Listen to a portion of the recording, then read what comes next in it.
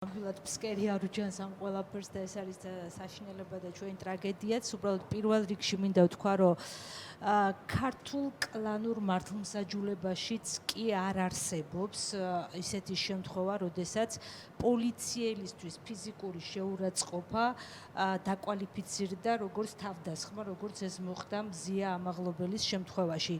ანუ რატო ამბობ ამას, ხო და ამაზე მთელი სერიები არის გამოქვეყნებული მედიაში, რომ ანუ ჩვენთანაც კი სადაც მართლმსაჯულება ფაქტობრივად არ არსებობს, მზიას შემთხვევამდე არ ყოფილა პრეცედენტი, რომ პოლიციელზე თავდასხმად შეეფასებინათ მსგავსი ქმედება.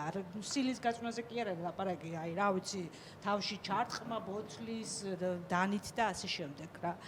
აქედან გამომდინარე, ცხადია, რასთანაც აგვაქვს ახლა ჩვენ საქმე, რომ მზია არის შერჩეული სამიზნედ მისი ჟურნალისტური საქმიანობისთვის და მე მინდა ვისარგებლო შემთხვევით და მას მზია ძალიან დიდი მადლობა შენი 24 წლიანი დაუღალავი და მუხჩაუხრელი შრომისთვის, რასაც აკეთებ დღესაც აკეთებ და აკეთებდი ამ ქვეყანაში თავისუფალი მედიისთვის.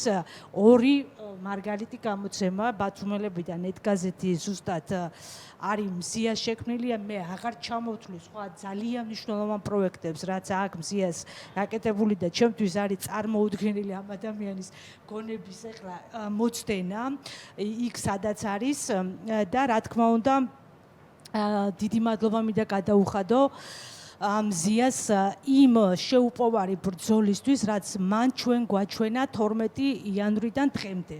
ციხის კედლებიდან, ხო?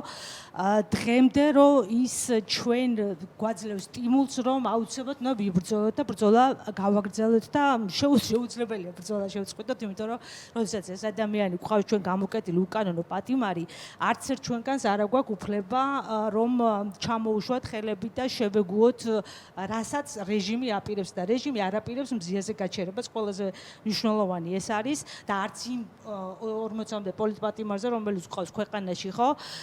რეჟიმი აპირებს გააგრძელოს თავისი რეპრესიები, აი საკანონმდებლო მთელი ბუკეტი, რაც აქვს შემოთავაზებული და რაც ყველა ჩვენგანს აქ ვინც ხედავთ ახლა ციხეში გამოკეტვას გვიპირებს, თუ ჩვენ მზიას დავუთმობთ რეჟიმს, რა თქმა უნდა, მზიას გვერდით ყველა ჩვენგანი აღმოჩნდებით და არ გაჩერდება, რაც მთავარია, ეს ყველა ჩვენგანზეც, ხო?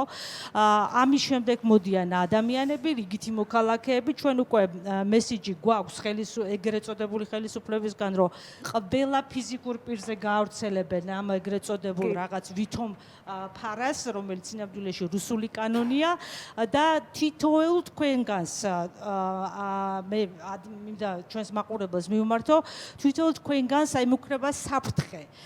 თუ ჩვენ არ გეყოლებთ, ესე ვთქვათ, შუამავალი და თქვენ ესე ვთქვათ, გარდა იმისა, რომ თქვენ სატკივარს ვეღარ იტყვით ვერსად, ხო?